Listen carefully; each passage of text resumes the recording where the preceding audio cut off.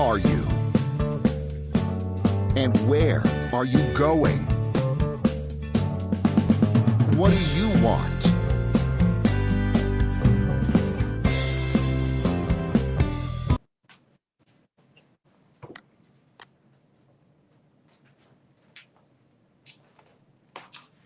Hello and welcome to Jiggers' Place. I'm your host, Kevin Bemmel, and we're here every other Thursday at 5 p.m. Pacific time to sit back, have a cocktail, and talk about all those things not related to our professional and financial lives, whether it's books, values, relationships, all the things that presumably we care about earning money in our professions in order to have. So I've had this topic on my mind for quite a long time. It's one that has intrigued me for years, and that is George Polti's idea. And I don't think he's the only one who's ever come up with this, but he's probably the best known for this idea, that in reality, there's only a certain number of story ideas. In George Polti's case, 36 dramatic story ideas. And any story that you can think of, any great book that was written in the last several millennia will fall into one of those dramatic patterns. And so I'm going to take Mr. Polti at his word, and we're going to go through those a little bit of not a quiz, but kind of a can you match it to the famous movie or the famous story, and see what you think. And so in honor of our discussing George Polti's idea, with the help of, I don't remember now if it was Claude or ChatGPT, I created a cocktail called the Polti. It's a vodka cocktail, and if you watch the show regularly, you know I don't usually get involved with vodka. At one time, it was one of my favorite spirits, not so much anymore. The reality is vodka is just basically alcohol. In this case, I'm going to be using a flavored vodka, which makes it a little bit more interesting. And it uses a citrus vodka. This happens to be Smirnoff.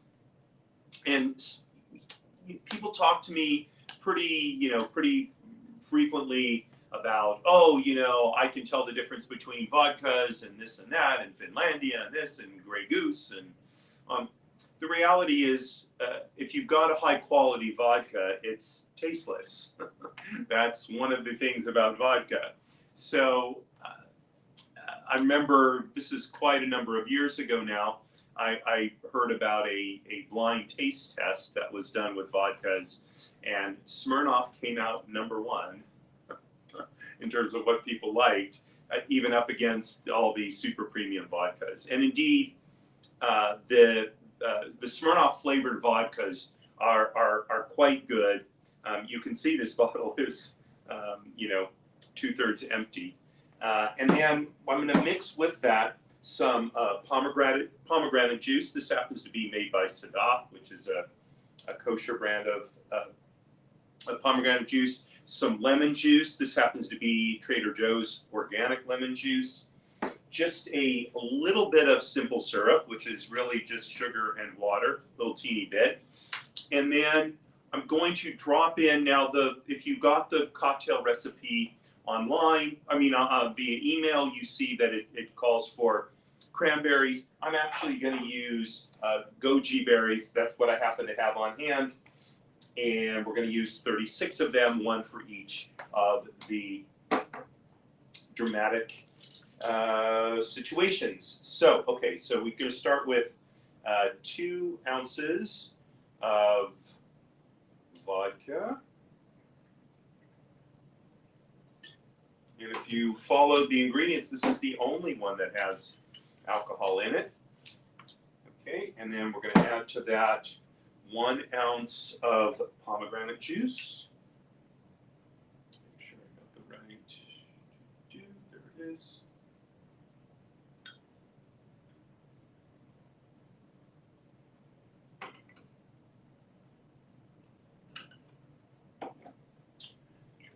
Okay. And then, by the way, I have ice in my shaker, as you might have guessed. Okay, 1/2 ounce of lemon juice.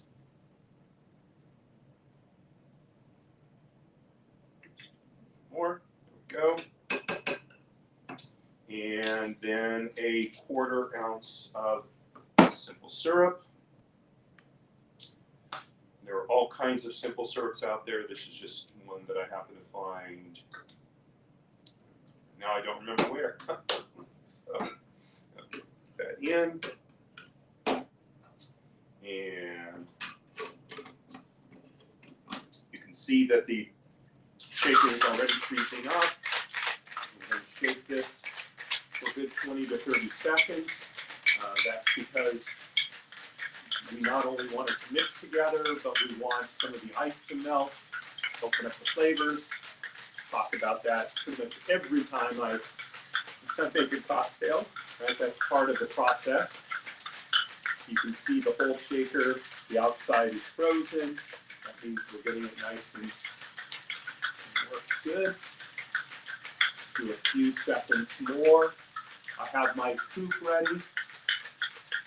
When it comes to cocktails, coupe is my favorite glass.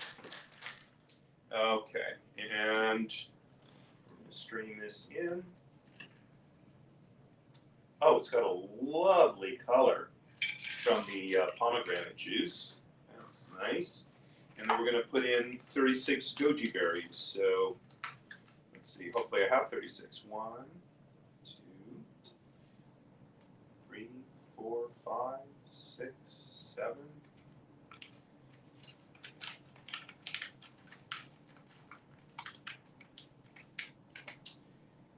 Okay, 8, 9, 10, 11, 12, 13, 14, 15, 16, 17, 18, 19, 20, 21, 22, 23, 24, 25, 26. Do I have 10 more? Looks like I do. Very good. My little packet here. 1, 27, 28, 29, 30, 31, 32, 33, 34. Is the suspense killing you? 35 and 36. And the goji berries are making an even darker color. It's very dramatic. Can you see through the, yeah, it almost looks like red wine. Here we go, let's give it a try.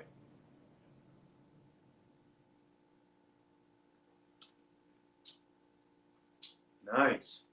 Nice mixing of flavors. Okay. I'll see you over on the couch.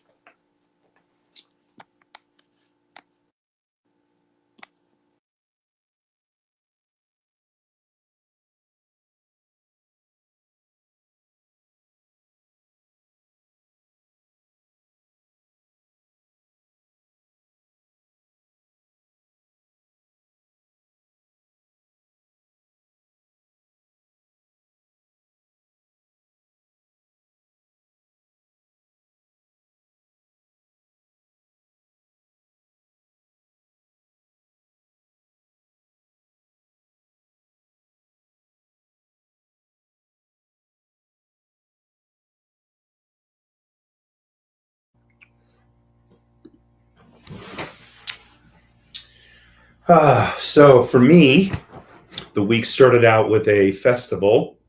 So it's been kind of a short work week, which on the one hand seems nice, but on the other hand, you end up jamming in most of a week's work into fewer days. That's right, isn't that how it works? So this cocktail, it's on the tart side, which I like.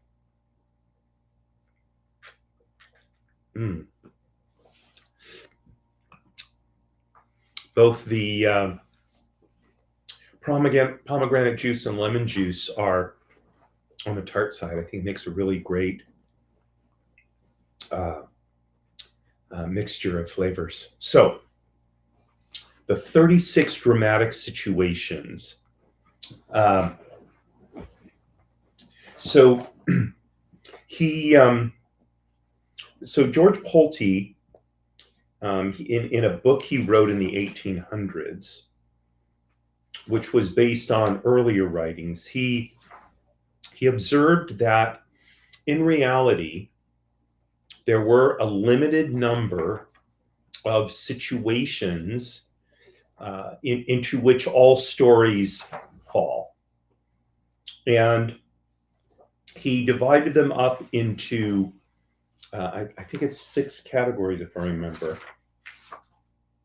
Yeah, 6 sort of broader categories within which there are 6 dramatic themes or situations.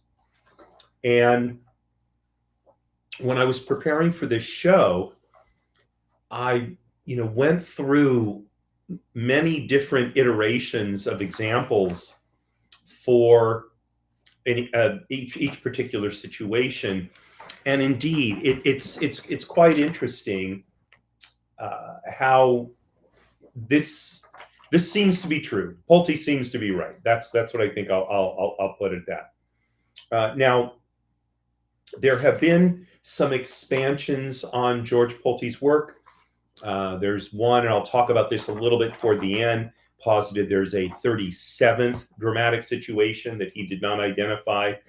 But there are almost all of what you see is interpreted through George Polti's idea from the 19th century. And so I'm going to give you first the category, and then I'll give you the 6 situations in it. And as I give you each situation, see if you can think of a famous classic movie or classic work that falls into the category. Dramas, of course, is what we're dealing with. Or, dramatic comedies would fit the bill as well. And see if you come up with the one that I came up with as the example. Okay, so his first category is supplication, which is like pleading, right? And rescue. Okay, so number 1 is supplication, right? It's a persecutor and a supplicant and a power figure, right? And the supplicant is trying to get something from usually the power figure while being persecuted for what he wants. So the example I came up with is the great Marlon Brando movie. It was one of his breakthrough roles. And by the way, you'll see at least a couple of actors whose work shows up on this list more than once. And that is the great 1954 film On the Waterfront. So Brando plays a former boxer, and he's wrestling with his conscience because he witnessed a murder, and he's being urged to testify against basically these union leaders who set up the murder, basically, right? But it's dangerous because if he testifies, he could get beaten up or killed himself, right? And so the core idea of this is supplication. Please testify. If you won't testify, these kinds of things will keep happening. And there's many examples of that, especially in films. Okay, so supplication, number 1. Number 2, deliverance. Now, by the way, you may be thinking of the movie Deliverance. There was one. I'm not so sure the movie Deliverance the plot is exactly deliverance, by the way. So that's not the example here. So the core idea behind the dramatic situation of deliverance is an oppressed character is rescued. Okay, and think about it for a moment. So my pick is, again, you'll be hearing this a lot. As you know, I love movies. Is the amazing movie Schindler's List from 1993, right? A German businessman, Oskar Schindler, risks everything basically to rescue some Jews from being exterminated during the Shoah, what's better known as the Holocaust, right? So these Jews are seeking deliverance from death, and he is really the agent through which that deliverance is brought about. Okay, so that's number 2. Number 3, crime pursued by vengeance. Okay, now if you think about that, there's a crime, and it leads to usually an individual, especially in one particular genre of movies, which is among my very, very favorite.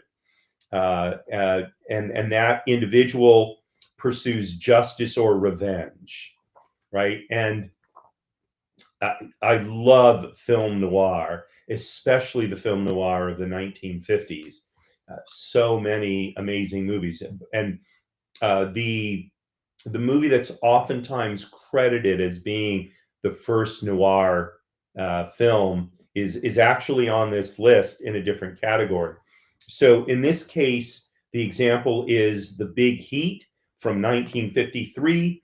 It's from that classic noir period, and you've got this tough cop, and his wife has been murdered by a corrupt crime syndicate, and he goes rogue, right? That's the term du jour, in order to avenge his wife's death. It is a brilliant film noir, by the way.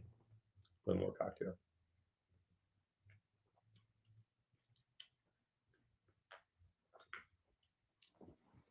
Okay. Number 4.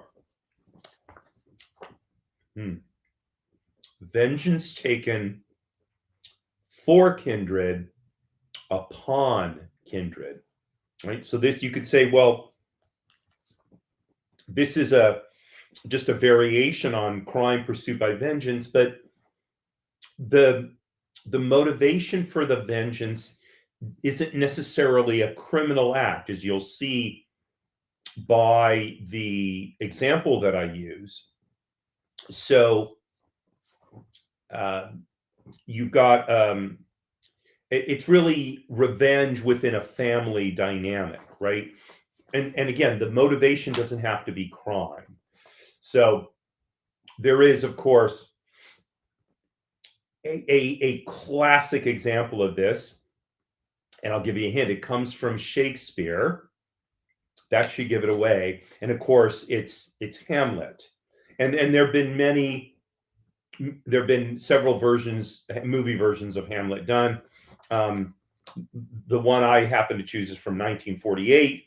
So you've got Hamlet, a Danish prince, right? And he seeks revenge against his uncle for having murdered his father and marrying his mother. That is the plot of Hamlet, right? Now you could say, well, murder is clearly a crime. Well, yes, but the crime is fratricide. However, the real core issue is the tremendous immorality of a brother, killing his brother in order to marry his brother's wife. So this violates a fundamental principle of biblical law, right? So it's beyond criminal. It's deeply immoral beyond just the crime of murder. Okay, number 5, pursuit. Okay, so pursuit kind of fits in with rescue, and you've got a fugitive who's being pursued for a crime or wrongdoing, wrongly or rightly, by the way. Okay, in some cases. So if you think of the wonderful TV show, oh gosh, I just went up on its name. And the whole TV show is based on a man who's being wrongly pursued for a crime, and each week it's another episode of him being pursued and not getting caught. Oh gosh, I can't think of the name of the TV show. But in any event, in that case, he's being wrongly pursued. The example I have uh, was a movie in 1935 based on an amazing 19th century novel by Victor Hugo, I believe, and one of the most popular uh, musical theater events, if you will, of the 20th century. Do you have enough clues? It's Les Miserables, right? So you have Jean Valjean. He committed a crime, in Paris, or actually, I think he's not actually in Paris when he commits the crime. One could argue whether he was, it was kind of like he was forced to, but he's pursued by Jobert endlessly. Now, I candidly am not a big fan of the show, but the book is wonderful. It's a long book. Jobert is just absolutely dogged in his pursuit, and through the telling of the story, one really comes to sympathize with Jean Valjean, because the pursuit gets to the point where he's long since, well, I don't, for those of you who don't know the story, I won't say that, but anyway, it's a classic example of pursuit. Okay. And then number 6, disaster, right? Disaster typically implies, hopefully, there's some kind of rescue. So a tragic event occurs, often affecting a community or a family. Now, the community could be a geographic community. It could be just a community of people in a particular situation, right? And the disaster impacts their lives.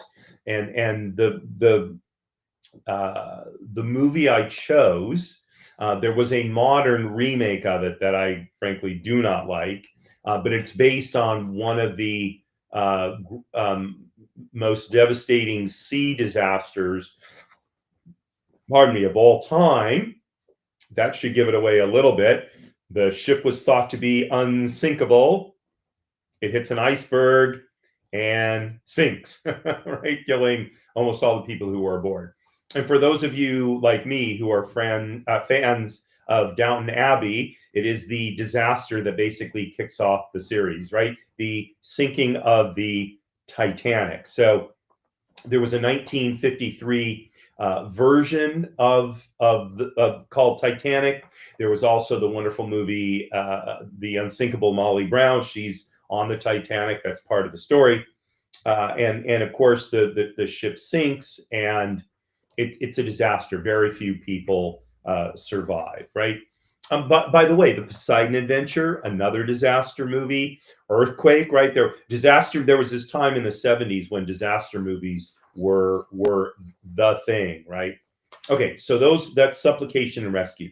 The next category is conflict and competition. Okay, so the first one is under conflict and competition, is falling prey to cruelty or misfortune. So a protagonist suffers under an oppressive force. So lots and lots of examples of this. Now, the one I chose, the protagonist is not an individual. The protagonist is actually a family, right? And this is where I think it's important that we not necessarily take George Polti's words absolutely literally, because then we just start start losing the real ikker is the Yiddish word, the real singular idea behind his whole concept. And so the example that I chose is the wonderful Henry Fonda movie, The Grapes of Wrath, which is based on a book by, he wrote Cannery Row and Travels with Charlie, John Steinbeck. Okay. one of the great American writers. And the Grapes of Wrath is set during the Oklahoma Dust Bowl, where basically all these people living in Oklahoma lost their homes, their farms. They were destroyed by the Dust Bowl, and they migrate west, ending up in California, and how they endured poverty and exploitation and loss during the Great Depression. So falling prey in this case to misfortune, right? And so that's the first in the category of conflict and competition. Okay, next, this is number 8, if you're keeping track, is revolt. There's some kind of revolution, but not necessarily a revolution like the American Revolution per se. This is more a revolt. Well, I guess you could one can say that the colonies were revolting against tyranny. It wasn't personal tyranny, although maybe a movie like 1776. I think one could make the case that fits into this category as well. I picked a little more, or not a little, a much more obvious case. So you really have a rebellion against an authority, and the movie I chose is Spartacus, 1960, which starring Kirk Douglas. I believe he was Spartacus. Spartacus is a slave during the time of the Roman Empire, and he rebels against the slave masters and leads an uprising against the oppressive Roman Empire.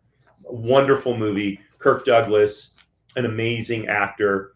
And as I've already mentioned, this is not the only movie. Actually, wait a minute. I think actually this is the only movie that Kirk Douglas is in.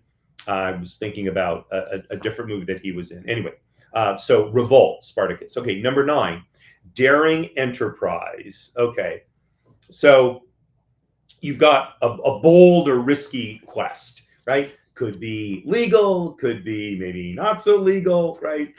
So I went with the not so legal because my favorite Daring Enterprise movie, I think far and away, was also remade just a few years ago. I didn't see the remake. I don't go and watch remakes of iconic movies. Okay, didn't see the remake of True Grit because John Wayne as Rooster Cogburn is that is True Grit. Okay, and Glenn Campbell and the young woman who plays the young who hires John Wayne for her. I'm going up on her name. I can see her. She was also in a number of Disney films.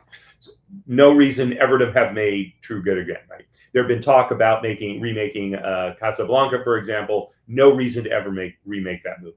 Okay, so the iconic movie I chose for Daring Enterprise, if you haven't figured it out yet, is the original Ocean's 11, made in 1960 by the infamous Rat Pack, right? That included Frank Sinatra, Sammy Davis Jr., probably arguably the greatest performer ever, Dean Martin, Joey Bishop, Peter Lawford, Norman Fell, Angie Dickinson. It is the classic Daring Enterprise movie, right? And it's Ocean's. So Danny Ocean, the character played by Frank Sinatra, he plans basically to rip off, I think it's 5 or 6 Las Vegas casinos all at the same time. Wonderful movie. The stories about what went on while it was being made just make it that much more precious. A little more cocktail. Okay. Number 10, abduction. Right? So a character is kidnapped or taken away. Again, many movies and stories based on this. There is, of course, the great Robert Louis Stevenson book, Kidnapped, which I reread earlier this year. Wonderful, wonderful story set in Scotland. But for my money, perhaps the most powerful story about an abduction is a John Wayne movie in which John Wayne plays a man who dedicates years of his life rescuing his niece who was kidnapped by Comanche raiders. And the movie to which I'm referring is indeed The Searchers. It's an amazing movie. It's the photography, the sweep of the movie really is an iconic version of the dramatic situation of abduction. Okay, number 11, The Enigma, right? So a mystery or problem to be solved. So really any detective movie or detective story, I should say, falls into this category. Agatha Christie, of course, comes to mind. And her great character, Hercule Poirot, and Miss Marple, I think. I've only read one of those books. I've read a number of the Hercule Poirot novels of Agatha Christie. And I love Agatha Christie's books.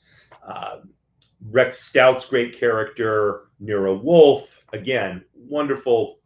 So these are more of the sort of drawing room detectives, as they called them, from the teens, 20s, 30s. Once we get into the more hard-boiled detectives, the Sam Spades, and the shoot, I'm going up on that. That's terrible. I can't just reel them off. Anyway, once we get into the more hard-boiled detective stories, Richard Prather, A.A. Fair, these authors. So it's not so much enigma. It's more crime vengeance. The work that I used to illustrate the enigma is probably the best known fictional detective of all time. Most of his stories were written in the very late 1800s, and I think even into the early 1900s. He's British. That should have given away. The great Sherlock Holmes, and in this case, Sherlock Holmes and the Secret Weapon, a really fun 1942 movie. And he's solving Holmes is solving a puzzle of wartime espionage involving a missing scientist and a secret invention, right? These kind of movies were made throughout World War II.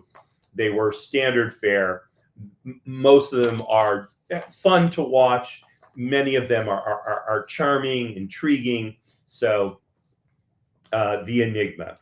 And then finally, the last example under conflict and competition is obtaining. So the striving to achieve a goal or possession. Okay, so somebody's looking to get something, right? And huge fan of this particular actor. Even today, now he's in his 80s, I believe, early 80s. I think I read an article about him in the Wall Street Journal magazine 2-3 months ago now.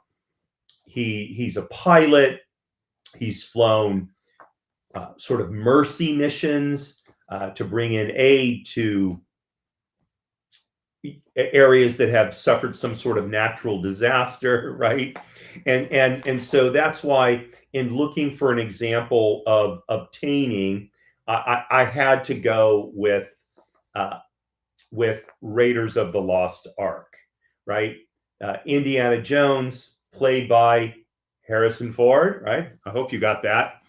Right, he's trying to get the Ark, right? That is his quest. Right, it is a rollicking adventure film, but it's basically about him getting this thing.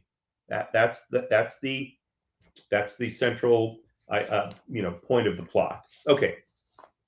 Next category is betrayal and sacrifice. Okay. Now, the first one is enmity of kin, meaning hatred by a relative. So it's hostility among family members. It doesn't. We're not talking about something like Hamlet, where vengeance is taken by one family member on another. This is really just hostility and how that works out within the family unit. So, but like with vengeance of one kindred on another, the example comes from Shakespeare, Hamlet. Here too, you can see that stories of this type of thing, family conflict, Shakespeare he often used that both on the comedy and on the tragic side. And this one is not the. So I've already given you one example of Shakespeare. Here's a second one, King Lear. There was a version made in 1953, wonderful movie. So the plot of King Lear is basically you have an aging monarch king, right? And he decides to divide up his kingdom, and this leads to betrayal and conflict among his daughters, right? And by the way, Hamlet and King Lear are not we're not done with Shakespeare yet. So Shakespeare's plots were classic. Okay, next is rivalry of kin. So so this is where there's a competition between family members. And the example I chose for this was specifically because this movie is actually pretty closely a remake of Hamlet, but I don't think very many people realize that that's the case. And that's because the characters, at least in its original form, were animated and they were animals. So this is kind of like an animal version of Hamlet. And I remember when I went to see the movie at the beautiful El Capitan Theater in Hollywood, where Disney premiered all of its big movies at least at the time. And I went to see it with my very long-standing close friend Rick, my younger sister, and the movie is a wonderful movie. And as we're walking out and I'm raving of the movie, my younger sister turns to me and she says, "Well, it's Hamlet, don't you?" I'm like, "Well, not until you said it." But she was an English literature major. I just love English literature, so there's a difference. And of course, the movie is The Lion King from 1994, right?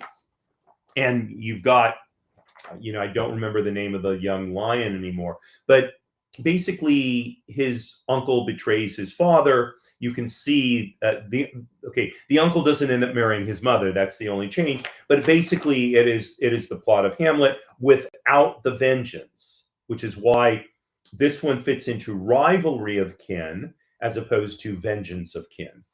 Okay, next, which we're at number 15 now. Murderous adultery. Oh my goodness, right?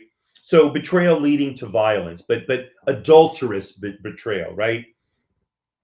And while again, there's lots and lots of examples of this in film. The marvelous film noir with, I can picture the actor, and now I'm going up on his name. From 1946, The Postman Always Rings Twice. So this young grifter shows up at this cafe gas station that's owned and run by a man and his wife who's younger than he is. And the grifter and the wife end up falling in love, and they decide to kill the husband. And then, of course, the whole plot goes on from there, right? So murderous adultery.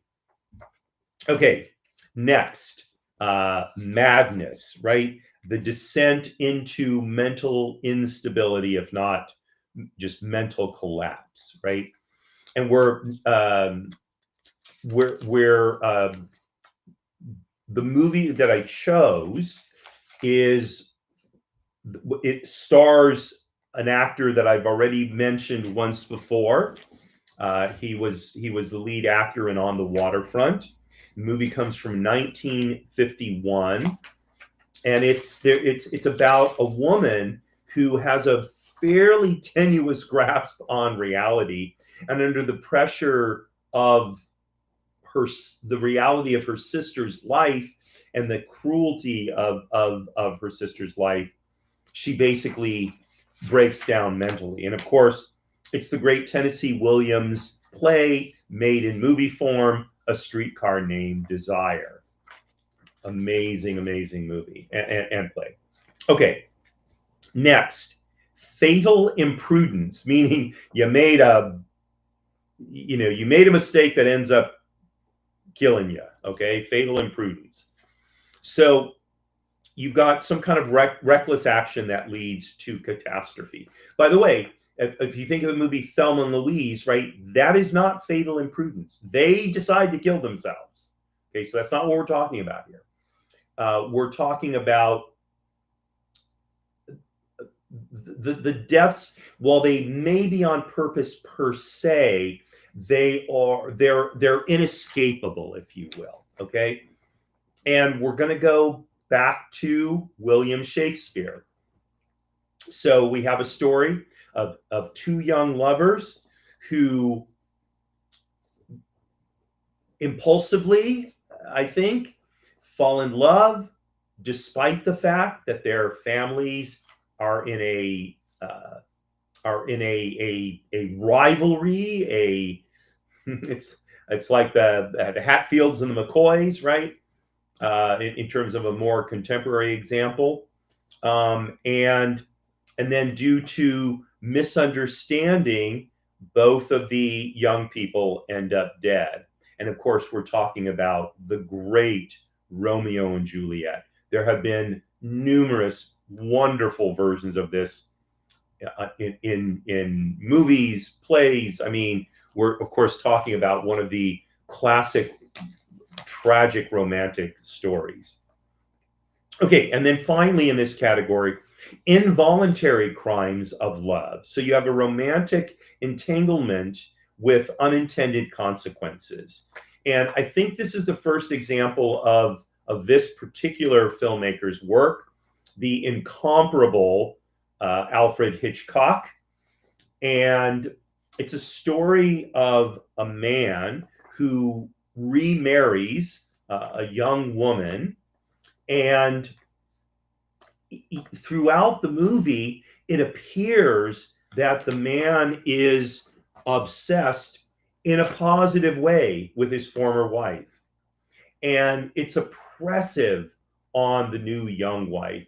And the man takes her back to his mansion where he lives, and there are people who are still besotted by the first wife who's dead, and this young bride almost goes crazy trying to figure this out. And I'm not going to give you the resolution, okay, but this is a great example of involuntary crimes of love. So the husband was not trying to torture his new young wife, quite to the contrary. He loves her deeply and wants her to live a wonderful life. Okay, all right. Next category, love and relationships. Okay, so the first under this category is slaying of an unrecognized kin, an unrecognized family member. Okay, so it's a tragic killing where the familial ties are not recognized. Oh my gosh, right? Terrible, terrible thing. So we're going all the way back, and I just finished reading the comedies of Aristophanes, wonderful plays. We're going back to, it's either Aeschylus or Euripides, don't remember which, and the great Greek tragedy Oedipus Rex. So a man discovers too late he's killed his father and married his mother, which is where the term, of course, the Oedipus complex comes from, where a son is besotted with his mother. Okay. All right. So that's slaying of the kin unrecognized. Next is self-sacrifice for an ideal. So giving up something for a greater cause. Of course, again, a classic plot in many, many movies. There is one that I think stands head and shoulders above the rest. The lead in the movie is, there aren't superlatives enough for this actor, the great James Stewart. And it's a situation where a U.S. senator has died, and Jimmy Stewart is appointed by the governor of his state to take his place, and he goes to Washington, which is swirling in corruption. Seems like things don't necessarily change, right? And of course, we're talking about the incomparable movie from probably the greatest year in cinematic history, 1939, Mr. Smith Goes to Washington. If you have not seen this movie, you have to see this movie. Okay, next is self-sacrifice for kin. So the previous category was self-sacrifice for an ideal. Now we're talking about self-sacrifice for a member of one's family, to save that person, rescue them, whatever it is. Okay. And in this case too, I think there is one movie that stands head and shoulders above the rest.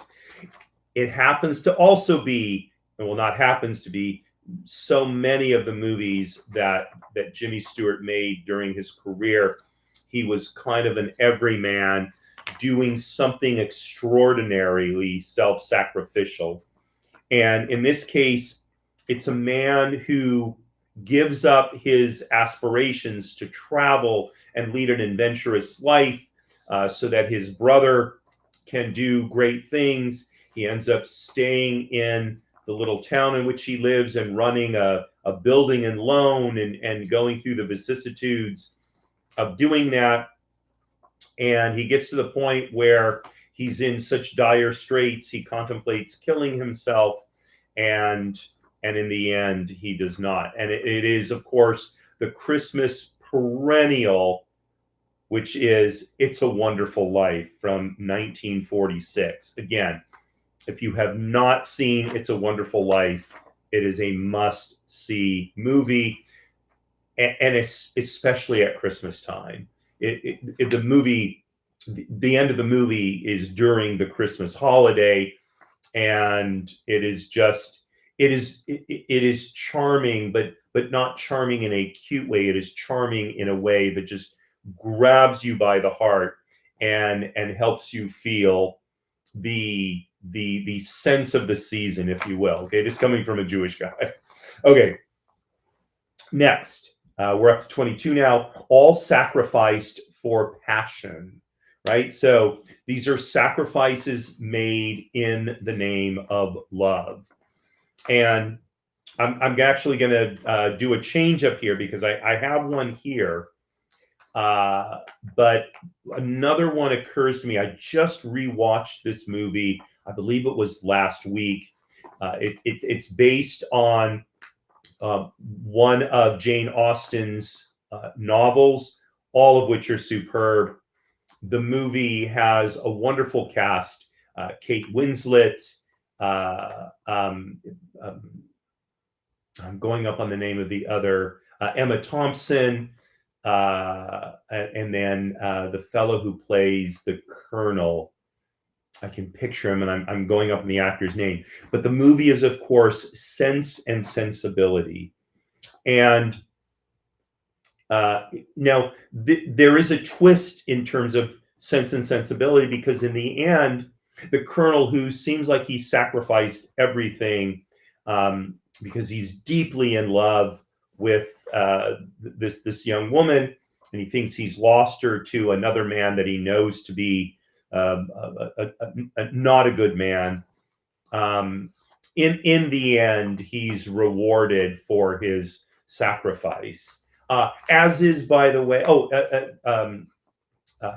Gosh, I'm not remembering the actor's name. There's another great actor in it who plays the the love interest for Emma Thompson. In both cases, there appears to be sacrifice.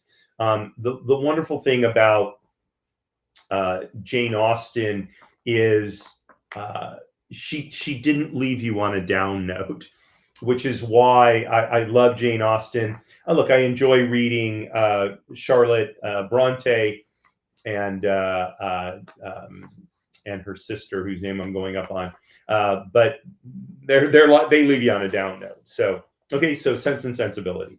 All right. 23, necessity of sacrificing loved ones.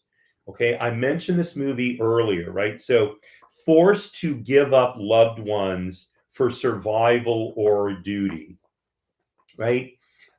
There is no greater example of this, because it is perhaps the greatest film of all time, than one that I mentioned a little while ago, and that is Casablanca, right? Rick, who even after seemingly being betrayed by Ilsa and not ever having recovered from it, right? He meets her again in Casablanca. It's obvious that he's still deeply in love with her. You're not as sure whether she's still in love with him, but it sure seems like it.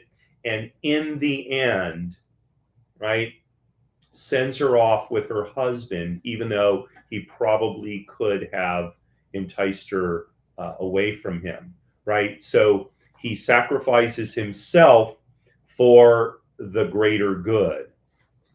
Okay, and then finally, in terms of love and relationships, rivalry of superior and inferior. So it's a struggle between two unequal opponents, basically. And I was searching for examples, this movie came up, and I had to choose it because it has one of my favorite lines from a movie in it. Too many notes, which Emperor Franz Josef says about this particular composer's music. And of course, it's a movie about the rivalry between Salieri, who is the court composer for Franz Josef, and the young upstart genius Mozart from 1984, the movie Amadeus, right? And Salieri is essentially consumed by jealousy because he knows that Mozart is a superior composer to him, and yet he is still the court composer. Okay, next category, betrayal and ambition.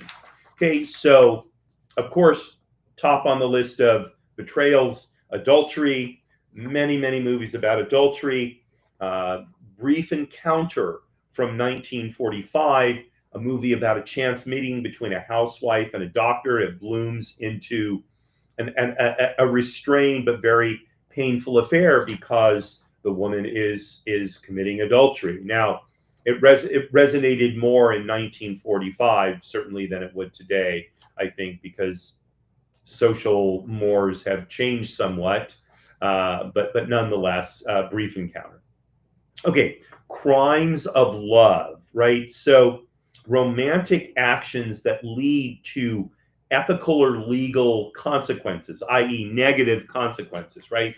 So again, quintessential story, Nabomov's great novel, in this case turned into a 1962 movie, Lolita, from which it's about a teenage girl and a man's obsession with her.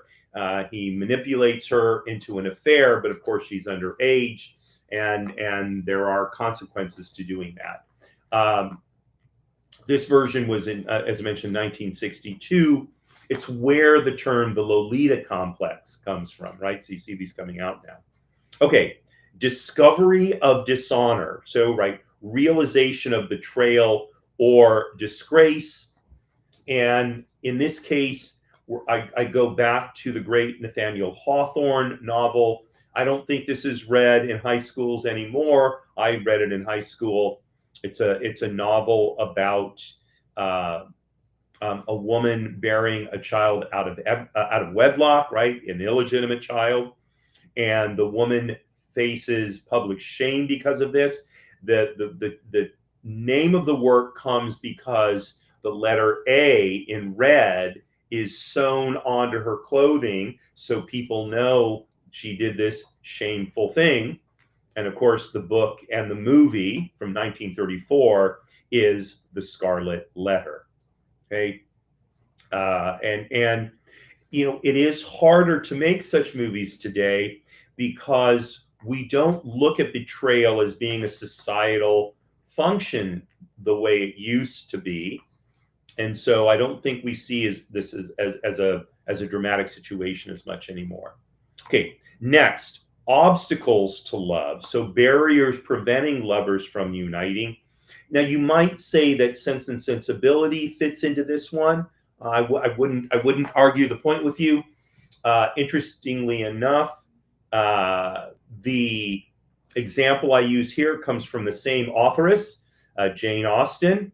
And it's about a proud man and a prejudiced woman who struggle with misunderstanding and social barriers before finding love. And it is, of course, should have given it away, Pride and Prejudice, right? So it is these kinds of topics about which Jane Austen wrote. They're so real. They're such a part of the human condition. It's why she is such an amazing writer. A few weeks ago, she was one of the 3 writers I featured when I talked about 19th century literature, right? So if you're not reading Jane Austen, you ought to. Okay.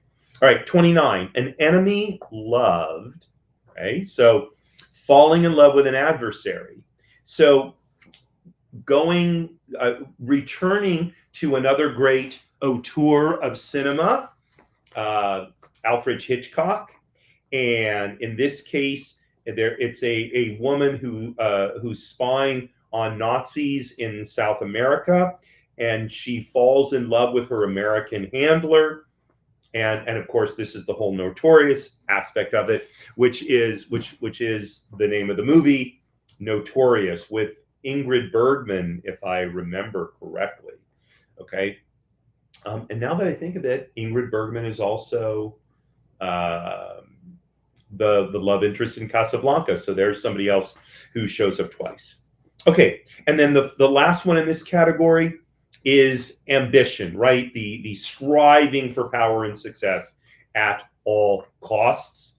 And the most iconic example of this is about the rise and fall of a newspaper magnate.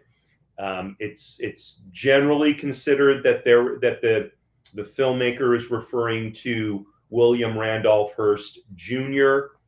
And I can't think of the director's name. This is killing me because I listened to him. He on one of the radio programs, the old radio programs I listened to, The Third Man.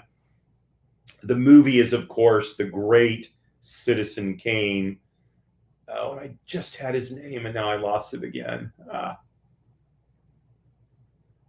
It's going to come to me and I'll come back to it. But Kane, the newspaper man, will do anything for power, right? And of course, absolute power corrupts absolutely.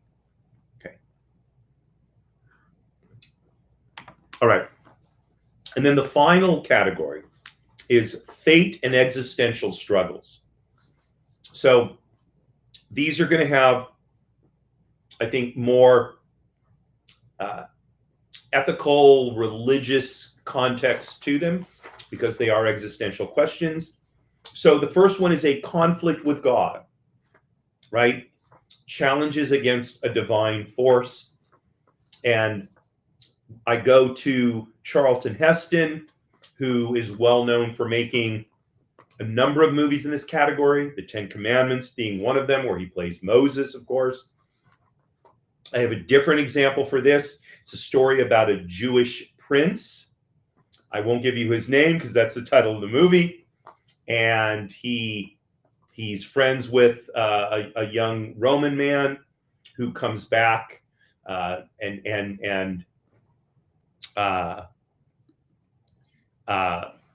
there's conflict between the two of them, and the Jewish prince is sentenced to work in the galleys. He escapes, and he struggles with God. Now, not so good from a Jewish perspective, but he finds his way back to God by when he has an encounter with Jesus. And of course, we're talking about the classic movie that's used to be played around Easter time, which is Ben-Hur. Okay, next is erroneous judgment. Again, we're many examples of it. I go to a book that I read in high school, an amazing book that was turned into an amazing movie starring Gregory Peck, and it's set in the South, in a racially prejudiced town. A young black man is wrongly accused, and he's defended by the Gregory Peck character. I'm not Artemis. I'm going up on the character's name. And of course, the book and the movie from 1962, To Kill a Mockingbird. Okay, we have just a couple more. So there's remorse. Okay, and I mentioned I made an allusion to this movie when I was talking about the first, what's oftentimes considered the first film noir. Remorse, guilt for something that one did in the past. Fred MacMurray stars in this movie, and as does I can see these actors, and I'm just going up on their name.